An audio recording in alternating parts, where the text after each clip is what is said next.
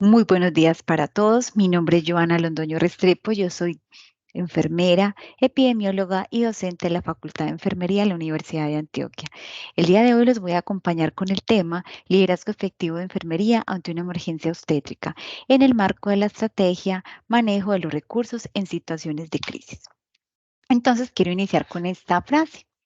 Las mujeres desean que su experiencia de parto sea positiva. Y esto incluye que ellas puedan dar a luz un bebé en un entorno que sea sano, que no tenga riesgos clínicos ni psicológicos para ellas, que puedan estar acompañadas, pero que es muy importante que ese personal clínico que realiza el cuidado y la atención sea amable y técnicamente competente, aun cuando sean necesarias intervenciones médicas. Resulta que cuando nosotros empezamos a hacer una revisión de literatura sobre los diferentes factores que contribuyen a que ocurran eventos adversos en los servicios de ginecobstetricia que nos hemos encontrado, que los principales causas han sido mala comunicación, un trabajo de equipo ineficaz, fallas en los equipos y en los procesos, y de aquellas pacientes que han padecido eventos adversos durante la atención obstétrica, un 5% de ellas han muerto a causa de estos factores. Para ello, entonces, resulta que nosotros en el área de la salud hemos realizado diferentes estudios tratando realmente de buscar una solución para mejorar esa seguridad en la prestación de los servicios de salud y hemos acogido también muchas prácticas de la aviación y una de ellas se llama manejo de los recursos en situaciones de crisis. Nos dicen que para nosotros realmente poder evitar que ocurran estos eventos adversos es muy importante promover el desempeño seguro y eficiente de los profesionales y que estos profesionales deben estar capacitados en habilidades no técnicas. ¿Cuáles son esas habilidades no técnicas? La comunicación, el liderazgo, el manejo del estrés, la toma de decisiones, la conciencia situacional y el trabajo en equipo. Y además que necesitamos que tengan unas habilidades cognitivas, profesionales y obviamente las interpersonales. Entonces, digamos que esa estrategia de manejo de los recursos en crisis, ¿qué nos ha permitido eh, encontrar? Que para poder hacer esa gestión nosotros necesitamos resolver problemas, asignar los recursos, tomar decisiones y gestionar esos equipos. Y que todo ello se define como un conjunto de comportamientos cognitivos e interpersonales que contribuyen a que ese equipo de salud pueda tener un rendimiento óptimo. Y se han establecido, digamos que varios pasos o varios criterios para poder hacer esa gestión de los recursos en situaciones de crisis. ¿Cuál es el primer criterio? El personal de la salud debe conocer el ambiente y la situación. Como profesional de enfermería, yo debo ser consciente de las capacidades del recurso humano con el cual yo estoy trabajando en equipo. Debo conocer esas capacidades del personal auxiliar de enfermería, de mis compañeros, del personal médico. Además, debo saber también el uso adecuado de los recursos tecnológicos que se van a utilizar en el momento que ocurra una emergencia obstétrica y además estar también ubicada y tener un reconocimiento de ese ambiente físico, de ese servicio en el cual yo estoy trabajando, llámese servicio de urgencias, servicio de cirugía, sala de partos o de hospitalización. Luego de que yo tengo un reconocimiento de ese espacio, yo debo anticiparme y planear. ¿Cómo me anticipo yo ante la ocurrencia de una emergencia? ¿Y qué debo planear para que al momento que se ocurra nosotros sepamos, o sea, se, pa- podamos hacer una atención correcta, eficiente y segura a esa madre y a ese bebé? Entonces, dentro de esa anticipación, nosotros tenemos las escalas de alerta temprana. La resolución 3280 del año 2018 implementa y nos propone que el personal de salud, muy especialmente el personal de enfermería, utilicemos las escalas de alerta temprana al momento de valorar una paciente obstétrica. ¿Por qué? Porque esas escalas de alerta temprana nos van a permitir detectar a tiempo qué pacientes están o sea, se están descompensando y posiblemente nos pueda llegar a una complicación, sea por una hemorragia, por un trastorno hipertensivo o porque tenemos una paciente con una sepsis o un proceso tromboembólico. Además, es muy importante que como personal de enfermería, en ese proceso de anticipación, nosotros tenemos siempre que asegurar que en nuestros servicios esté el kit de emergencias obstétricas. Y es una responsabilidad que tenemos como profesionales de enfermería, que en esos servicios, este kit de emergencia obstétrica cuente con todos los elementos. ¿Qué debe contar ese kit de emergencias obstétricas? Debe contar con los AngioCAD número 16, número 18, tener equipos de macrogotero, de microgotero, de bomba de infusión, que nosotros también necesitamos tener solución Hartmann, solución salina, 10 de cada solución. Los medicamentos son indispensables. Debo tener al menos 20 ampollas de sulfato de magnesio. Debo tener la betalol para poder manejar esa crisis hipertensiva. Hidralacina, sabemos que nosotros en el contexto colombiano no tenemos hidralacina, pero en otros países se disponen de ella, entonces debe hacer parte de ese kit de emergencias obstétricas. Tener también ifedipino en una presentación de 10 y de 30 miligramos. Además, debe tener también ese equipo, ese kit de emergencias obstétricas, la oxitocina, la metergina, el misoprostol y el ácido tranexámico para el manejo de las hemorragias obstétricas y la ampicilina sulbactam para aquellas pacientes que nos llegan con un proceso infeccioso, la betametasona, o sea, betametasona también para hacer esa maduración pulmonar, el gluconato de calcio si se llega a presentar una intoxicación por ese sulfato de magnesio, y muy importante tener también todos los insumos para poder hacer ese taponamiento uterino, llámese balón de Bacri o si no lo tenemos, también podemos usar el condón con una sonda Nelaton para poder hacer y el equipo de venoclisis para poder hacer entonces un balón hidrostático de tipo artesanal y además el traje antichoque no neumático. Entonces nosotros todos los días que ustedes estén en sus servicios siempre deben estar muy conscientes de ese kit de emergencias obstétricas que esté completo y dónde está ubicado y que si se utilizó si se utilizó hay que reponer también todos esos insumos que usamos. Además, dentro de esa anticipación y planeación, debemos tener modelos mentales compartidos. Y ustedes ven que yo aquí les traje esta imagen de código rojo. ¿Por qué?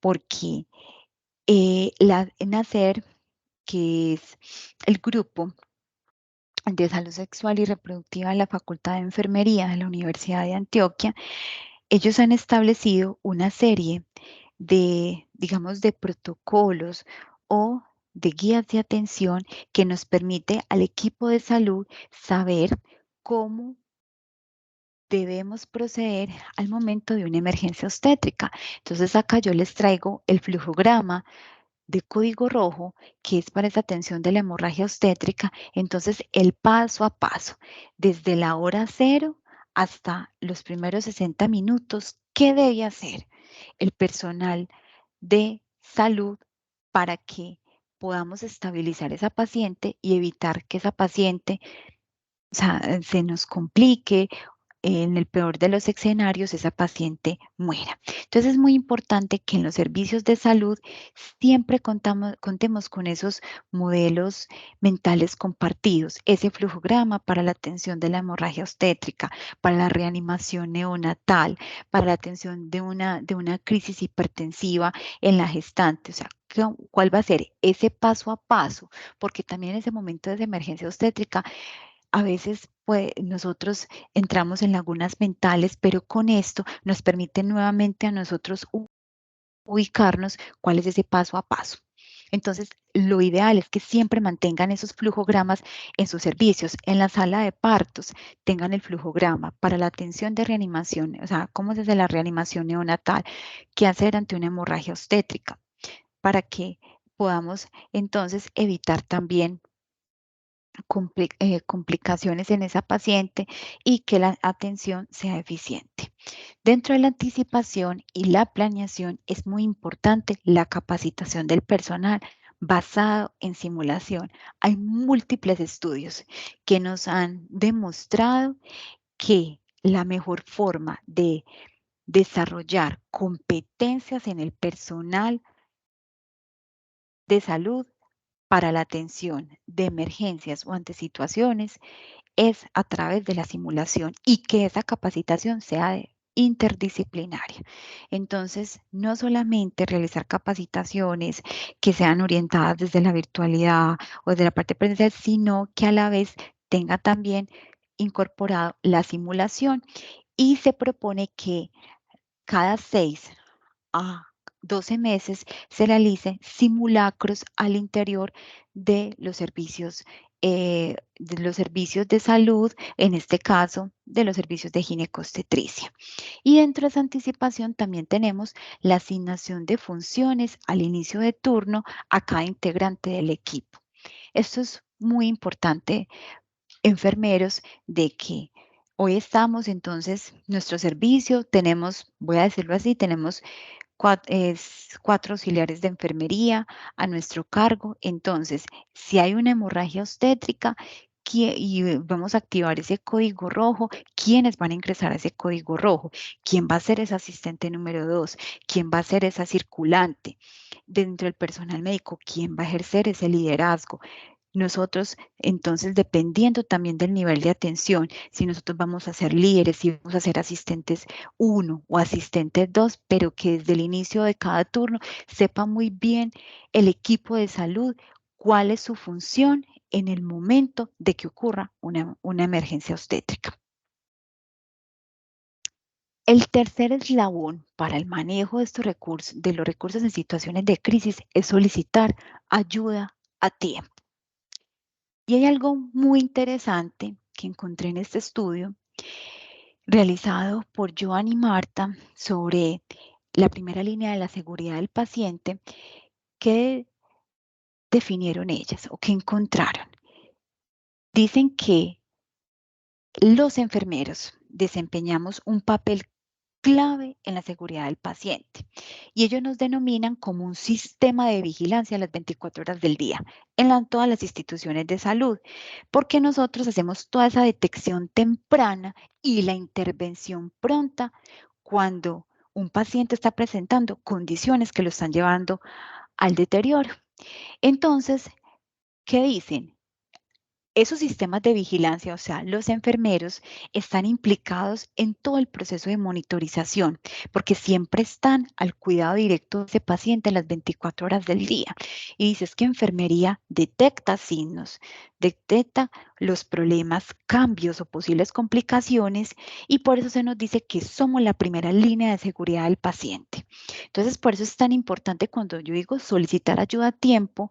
Para solicitar la ayuda a tiempo, debemos hacer una valoración, o sea, una valoración muy exhaustiva de esa paciente, usar las escalas de alerta temprana y vital ese juicio clínico para poder tomar decisiones y activar en ese momento los equipos de respuesta rápida, si los hay en las instituciones, o informar a tiempo al personal médico y además personal de salud para que podamos hacer una atención oportuna.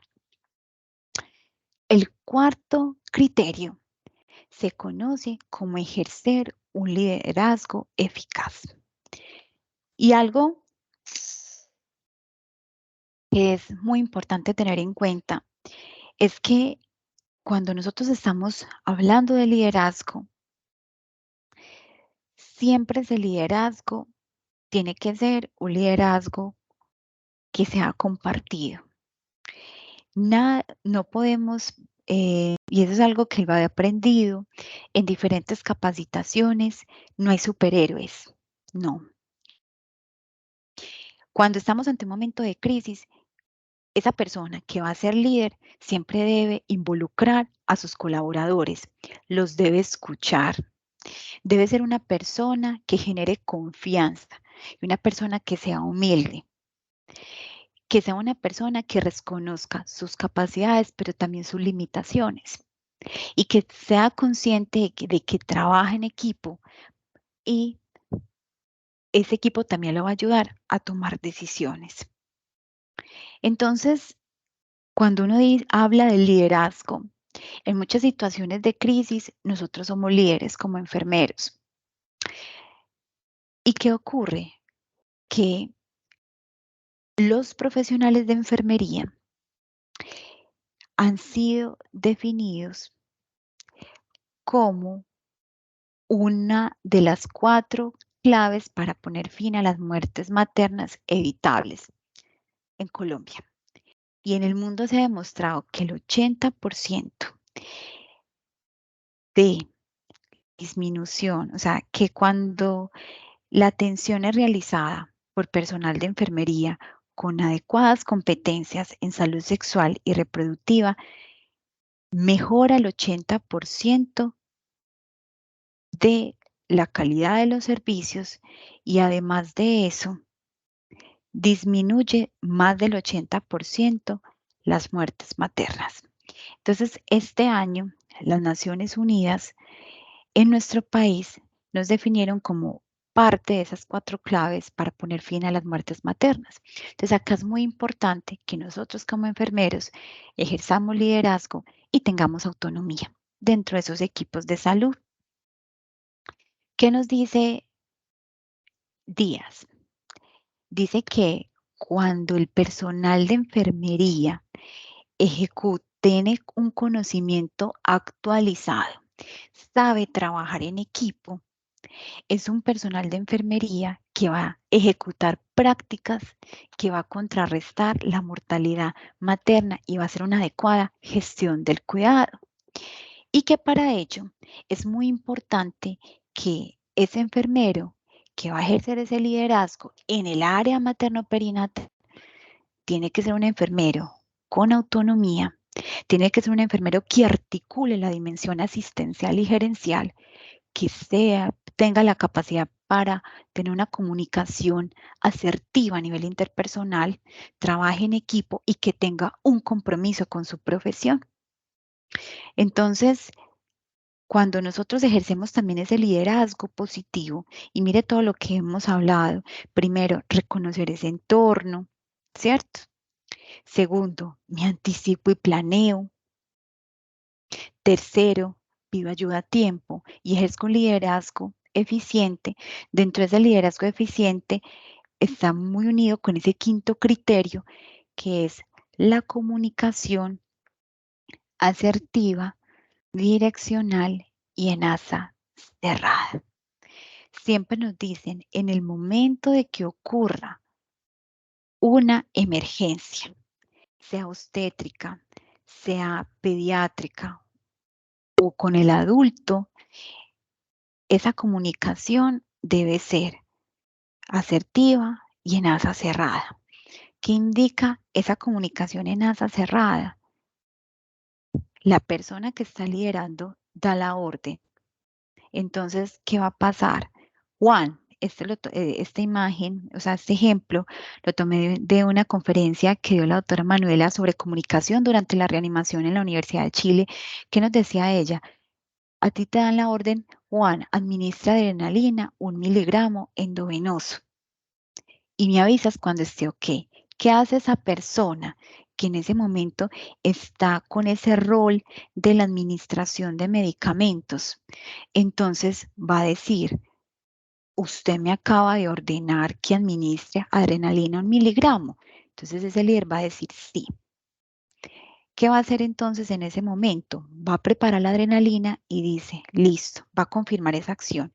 Estoy preparando una adrenalina de 1 miligramo y estoy administrando adrenalina 1 miligramo intravenosa. Y lo hace de manera que el líder del equipo lo escuche, pero no solamente ese líder, sino todo ese equipo que implicado en la atención. ¿Por qué? Porque si yo solamente digo aplicar oxitocina, la oxitocina la puedo aplicar de diversas, o sea, formas. La puedo aplicar intravenosa, yo la puedo administrar intramuscular y cuánto es la dosis. O sea, yo necesito saber cuántas unidades debo aplicarle a esa paciente, dependiendo del escenario, porque nos hemos encontrado muchos eventos adversos que ocurren en los momentos de crisis es por no tener una comunicación adecuada. Entonces se administran medicamentos de la manera que no es y terminamos complejizando más la situación de ese paciente. Entonces esto es uno de los pilares para la gestión de los recursos en situaciones de crisis. El sexto criterio se llama distribuir las cargas. Y en esa distribución de cargas, ¿por qué se debe hacer? Porque distribuimos los roles, eso va a permitir que haya mayor eficiencia y que el paciente esté más seguro. Resulta que en este artículo sobre equipos obstétricos en situaciones de crisis, ¿qué nos decía el doctor Gosman? El doctor Gosman nos decía, vean, durante situaciones de crisis en el ámbito obstétrico, ¿quién es el equipo de salud? Entonces, si nosotros estamos en una sala de partos o en cirugía de ginecobstetricia, ¿qué debe haber? Debe haber un líder.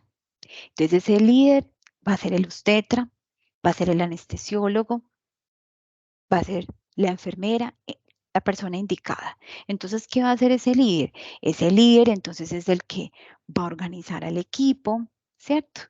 Va a solicitar la información, es la persona que va a identificar la causa de lo que está sucediendo, es la que va a dar las órdenes de cuál va a ser el tratamiento, medicamentos, líquidos, hemoderivados, va a realmente identificar cuáles son las prioridades de esa paciente a determinar el plan, ¿cierto? Si esa paciente entonces la estabilizamos, debe ser remitida o qué vamos a hacer con esa paciente o debemos derivarla a otro servicio. Y también tenemos el equipo de enfermería y yo quiero mostrarles esta parte de acá y es que ese equipo de enfermería nosotros tenemos muchas realmente funciones dentro de una emergencia obstétrica. Entonces nosotros tenemos que va a haber una persona que va a estar siempre encargada de el acceso venoso. Y cuando yo digo acceso venoso, es que esa persona que va a ser la que tenga mayor habilidad para poder entonces coger, o sea, acceder a accesos venosos, esa persona se va a encargar de la administración de medicamentos, de la toma de exámenes de laboratorio, de la administración de líquidos y de hemoderivados, ¿cierto? Pero que también va a haber una enfermera que va a estar encargada de poder darle qué, entonces poder estar en comunicación con esa familia, de acuerdo también a las indicaciones que nos vaya a ir diciendo el líder paso a paso. Va a haber una persona también que se va a encargar entonces de hacer esa comunicación también con los demás servicios, con el banco de sangre, con el laboratorio, con la unidad de cuidados intensivos, con el centro de referencia por si debo realmente referir a esa paciente y también va a haber una persona que se va a encargar entonces de registrar todo lo que está pasando, o sea, de documentarlo, quién es el equipo de salud, cuál es la situación de la paciente, los signos vitales, cuáles han sido los tratamientos, cómo está respondiendo la paciente. Y además vamos a estar también en ese apoyo a ese líder en los diferentes procedimientos que se requieran. Pero además también nos dicen, se va a requerir entonces también un médico. En ese caso puede ser un residente de ginecobstetricia, que también va a ser una ayuda muy indispensable en todo lo que tiene que ver con la realización de procedimientos materno-fetales, de que si estamos en ese servicio de partos, va a estar ese anestesiólogo o estudiantes también de enfermería, específicamente, por ejemplo, lo que son los anestesiólogos, van a estar van a apoyar entonces todo lo que tiene que ver con vía aérea, si necesitan realmente hacer procedimientos relacionados con anestesia o reanimación cardiopulmonar. Y el equipo también de resucitación neonatal. Entonces tenemos que tener en cuenta una paciente que está en gestación, una paciente que me llega con una bruxio de placenta, una paciente que hace un paro cardiorrespiratorio, hay que hacer una cesárea perimortem digamos que es una paciente que me llega por un trauma. Estamos haciendo reanimación. Llegan entonces los 5 minutos, hay que hacer cesárea perimortem porque no responde, pero es una paciente de 34 semanas de gestación. Entonces, bueno, vamos a necesitar también ese equipo neonatal que va a estar también atento a la reanimación de ese neonato. Y el séptimo criterio tiene que ver con la fijar prioridades.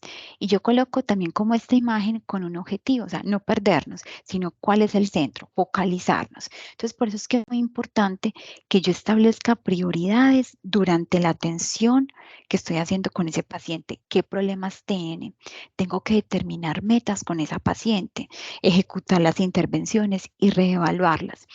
Y algo muy importante en esa fijación de prioridades está muy de la mano con el octavo eh, eslabón, que es gestionar las perturbaciones.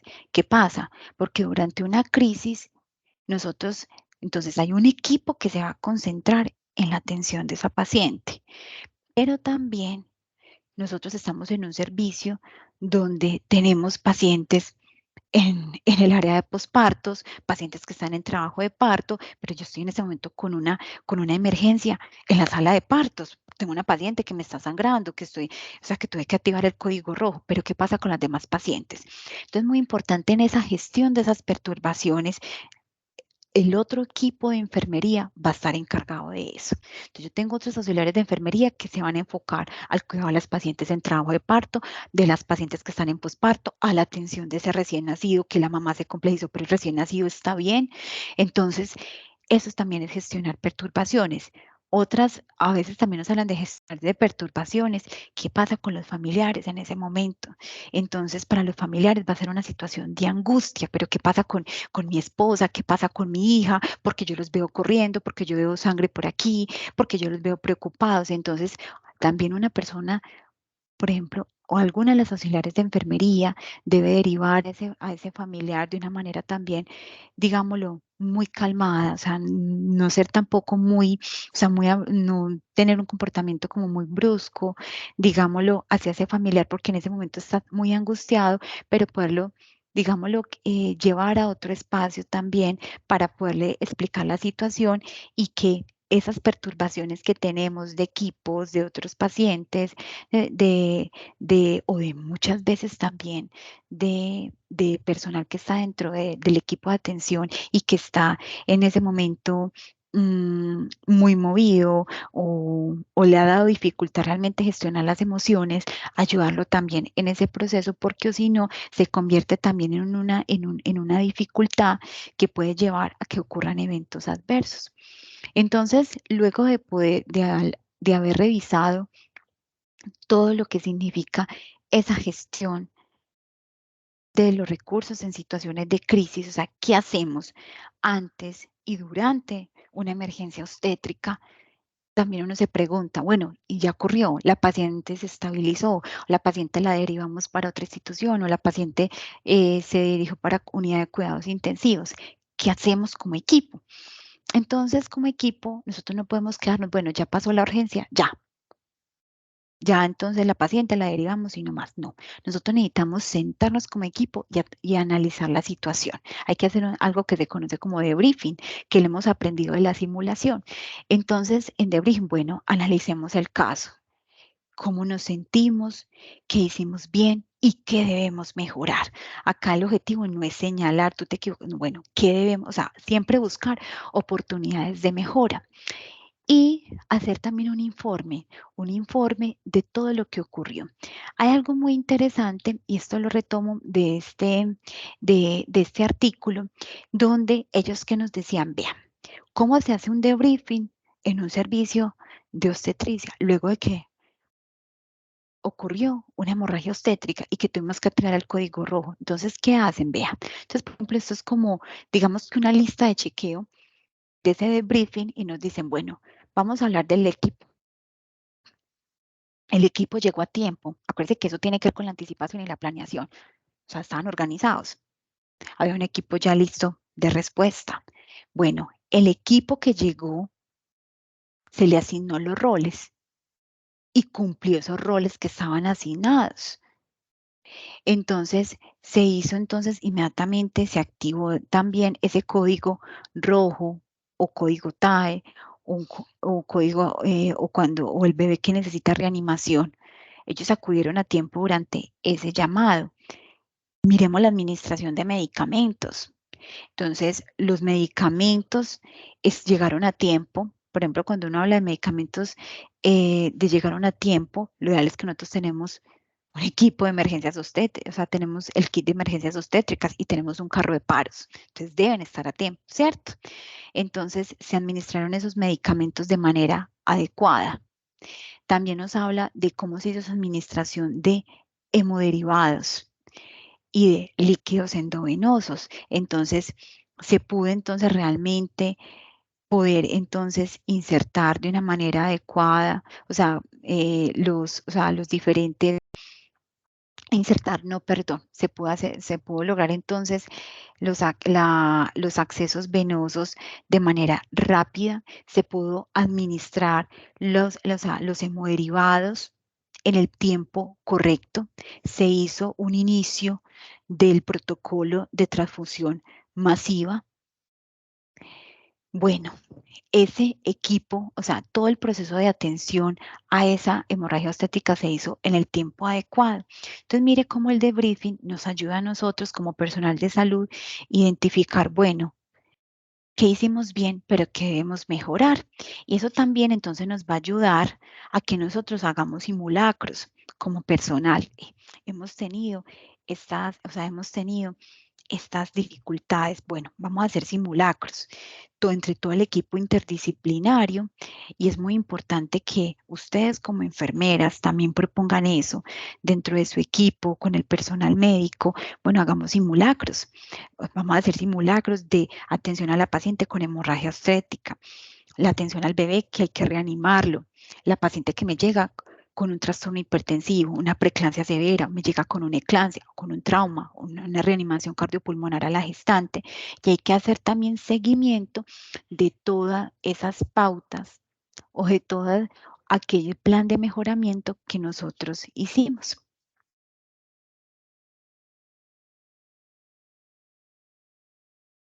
Y voy a mirar si logro que